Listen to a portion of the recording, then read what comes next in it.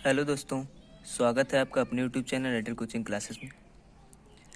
तो जैसा कि हम लोग पिछले वीडियो में समांतर श्रेणी अर्थमेटिक प्रोग्रेशन से रिलेटेड हम पढ़ाई की है, उनसे संबंधित जो हमारे फार्मूले थे वो हमने पढ़ लिए हैं। ठीक है, अब आज से जो आती है बारी हमारी अब क्वेश्चंस की आएगी। तो इनका हम क्वेश्चंस का टाइप नंबर फर्स्ट आज जो मैं बता रहा हूँ वो टाइप नंबर फर्स्ट है कि क्वेश्चन किस प्रकार के आएंगे, कैसे कैसे क्वेश्चंस आएंगे। तो कल मैंने बताया था एक nवां पद निकालने के लिए n is equal to a plus n minus one into d, ये मैंने आपको एक फार्मूला बताया था।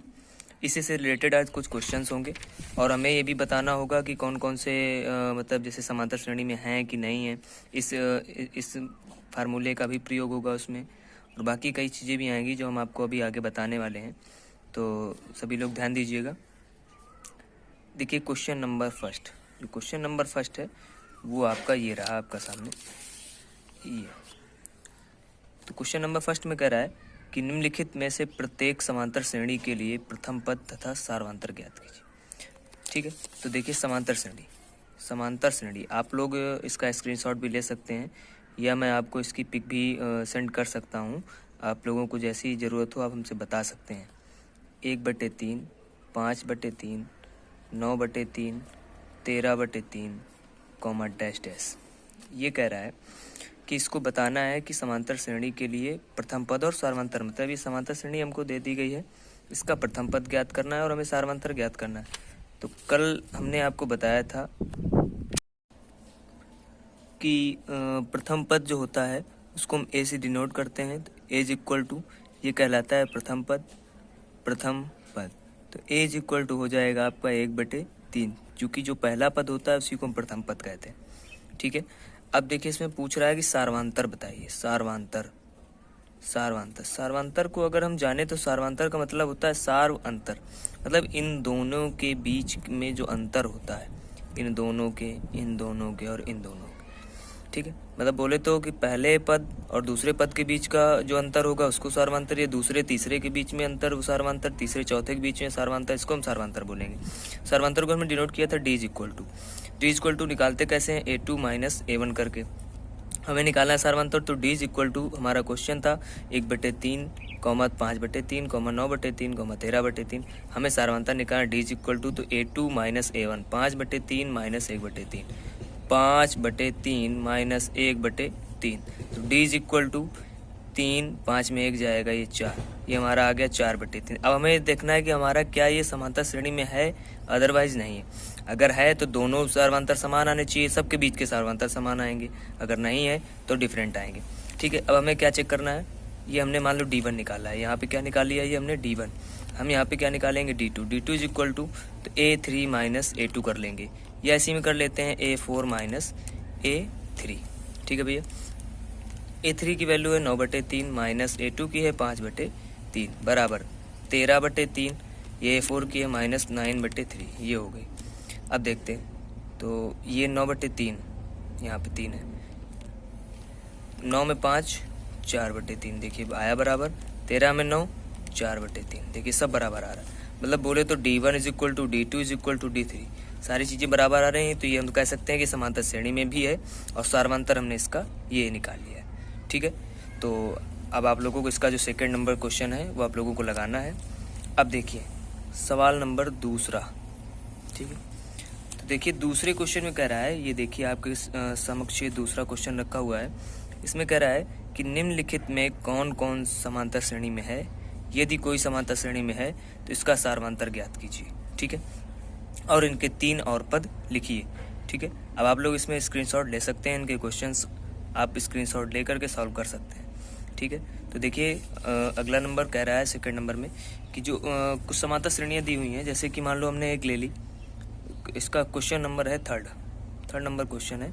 थर्ड नंबर क्वेश्चन में कह रहा है A स्क्वायर A3 A4। ठीक है, इसमें बताना है समांतर श्रेणी में है कि नहीं है। फिर कह रहा है यदि है, ठीक है, तो उसके सार्वंतर उसका निकालना है और आगे के 3 और पद लिखने, सार्वंतर निकालना है और आगे के 3 पद और लिखने, मतलब 4 पद दिए हैं तो हमें A5 लिखना है, A6 लिखना है, A7 और A8, 4 और निकालने। ठीक है, 8, यहाँ पर 8 होगा, इतना और हमें निकालना। तो देखिए हम यहाँ पर पता लगाएंगे, ठीक है, कि ये समांतर श्रेणी में है कि नहीं है। तो पता कैसे लगाएंगे, हमने बताया था अगर पता लगाना हो तो हमें डी की वैल्यू निकालनी है। तो D1 का निकाल लेंगे, D2 निकाल लेंगे। अगर दोनों बराबर आ रहे हैं तो समांतर श्रेणी में है, और नहीं आ रहे हैं तो नहीं है। तो D1 इज इक्वल टू निकालेंगे तो A2 माइनस A1 करेंगे, ये कर लेंगे A3 माइनस A2 कर लेंगे। तो A स्क्वायर माइनस A, यहाँ हो जाएगा A cube minus A square. A common होगा, A माइनस 1 बचेगा, A स्क्वायर कॉमन होगा, A माइनस 1 बचेगा, ठीक है। तो ये हमारा बराबर नहीं है, अर्थात ये समांतर श्रेणी में नहीं है। हम कह सकते हैं कि समांतर श्रेणी में ये क्या है भैया, नहीं है, ठीक है। तो ये हो गई आपके सेकंड नंबर क्वेश्चन की क्वेश्चन की बात हो गई। अब इसी में अगर मान लो आ जाता है आपका कि इसी में अगर कह दे कि नहीं, एक क्वेश्चन हमने देखो, इसका भी बता दे रहे हैं, समांतर श्रेणी में यदि हो तो 9 नंबर क्वेश्चन जो है वो आपका दिया है A, 2A, 3A, 4A up to dash dash, ठीक है। अब इसमें भी बताना है समांतर श्रेणी में है कि नहीं है। तो D1 is equal to D2 निकाल लेंगे। अगर इक्वल टू है तो ठीक है, नहीं है तो ठीक है। तो A2 minus A1, A3 minus A2, मतलब हम कुछ भी कर सकते हैं। चौथे पद में तीसरा घटा सकते हैं, तीसरे में दूसरा घटा सकते हैं, दूसरे में पहला घटा सकते हैं, लेकिन पहले को किसी में नहीं घटाएंगे, ठीक है। पहला छोड़कर बाकी पीछे वाले से लेकर उसके पीछे वाले में घटाना होता है, ठीक है। तो देखिए A2 2A minus A is equal to 3A minus 2A। इधर सॉल्व कर लेंगे A आएगा, इधर सॉल्व करेंगे A आएगा। ये हमारा D1 और D2 इज इक्वल टू बराबर हो गया, ठीक।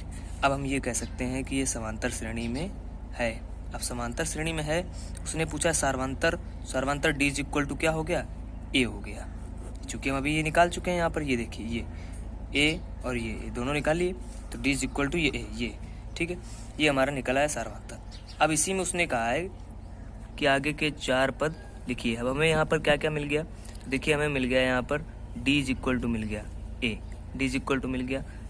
श्रेणी कौन सी दी है, श्रेणी हमें दी हुई है A, 2A, 3A, 4A up to dash dash, ये श्रेणी हमारी दी हुई है, ठीक है। अब हम इसमें क्या करना है, हमें आगे के और 4 पद निकालने, यानी 1 2 3 4 दिए हैं ऑलरेडी। A5 निकालना है, A6 निकालना है, A7 निकालना है, A8 निकालना है। ये हमें चारों पद निकालने हैं। तो कल मैंने एक तरीका बताया था कि अगर कोई nवां पद निकालना है तो formula an is equal to A plus n minus 1 into d, ये कर सकते हैं, ठीक है। तो इसको अगर हम करेंगे तो A की वैल्यू हमें दी हुई है A है, प्लस n कौन सा निकालना है, 5वां पद, तो 5 माइनस 1 इंटू डी का मान कितना आया है, डी का मान अभी हमने निकाला A आया है। सॉल्व कर लेंगे तो A प्लस 5 में बन जाएगा 4A, तो 4A और A की ये मिलके हो जाएगा 5A, यानी AN का मान मतलब AN का मतलब 5, हमने A5 निकाला है यहाँ पर, A5 का मान 5A आ गया, ये 5A। हमने इसका एक शॉर्ट फार्मूला और बताया था कि AN इज इक्वल टू ना लगाकर हम लगा सकते हैं, क्या लगा सकते हैं, AN जिसे हमें निकालना है A5, ठीक है। तो हमने बताया था A में क्या करना है, 5 से कम 4D जोड़ देना है। ये हमारा एक फार्मूला सीधे सीधे। जैसे यहाँ पर अगर हमें एक A6 निकालना है तो हम क्या करेंगे, A में एक कम D जोड़ना है, 5D जोड़ देंगे, ठीक है। A में एक कम D 6D जोड़ देंगे, A में एक कम D 7D जोड़ देंगे। A का मान A है 5, D का मान A है, A का मान A है 6A है, A 7A, ठीक है। ये आपका हो जाएगा 5A और A के मिलके 6A, ये आपका हो जाएगा 7A, ये आपका हो जाएगा 8A, ठीक है। ये A है भैया, ठीक है। तो ये थे आपके 2 नंबर तक आपके क्वेश्चंस हो गए। और ये आपके जो क्वेश्चन है वो हमने जैसा कि मैं बता चुका हूँ कि 3 किताबों से लेकर मैं आप लोगों को पढ़ा रहा हूँ। आपको नोट्स भी मिलते जाएंगे, आपको क्वेश्चंस मैं डालता जाऊँगा, उसमें स्क्रीन में आ जाएगा, आप उससे देख लीजिएगा या स्क्रीनशॉट भी ले सकते हैं आप, ठीक है। तो आज बात करते हैं इतने ही सेकंड नंबर तक। आगे अब हम पढ़ेंगे 3रा नंबर अगले वीडियो में। धन्यवाद। चैनल को इसी तरीके से आगे बढ़ाते रहिए और अच्छा से अच्छा अगर आपको पढ़ना है तो आप हमें बताइए क्या क्या आप पढ़ना चाहेंगे, कमेंट करिए कमेंट बॉक्स पे, ठीक है। दोस्तों जो इसके क्वेश्चंस जो बाकी बच रहे हैं, जैसे सेकंड नंबर में 10 क्वेश्चन दिए हुए हैं, तो ये आपका होमवर्क रहेगा कि आप ये क्वेश्चन सॉल्व करेंगे, और जो क्वेश्चन ना आए वो आप हमसे कमेंट बॉक्स पे कमेंट कर सकते हैं कि ये नंबर नहीं आया है, मैं आप लोगों को बताऊंगा। ठीक है, तो आप लोग जो क्वेश्चन छूट गए हैं उनको करिएगा। धन्यवाद।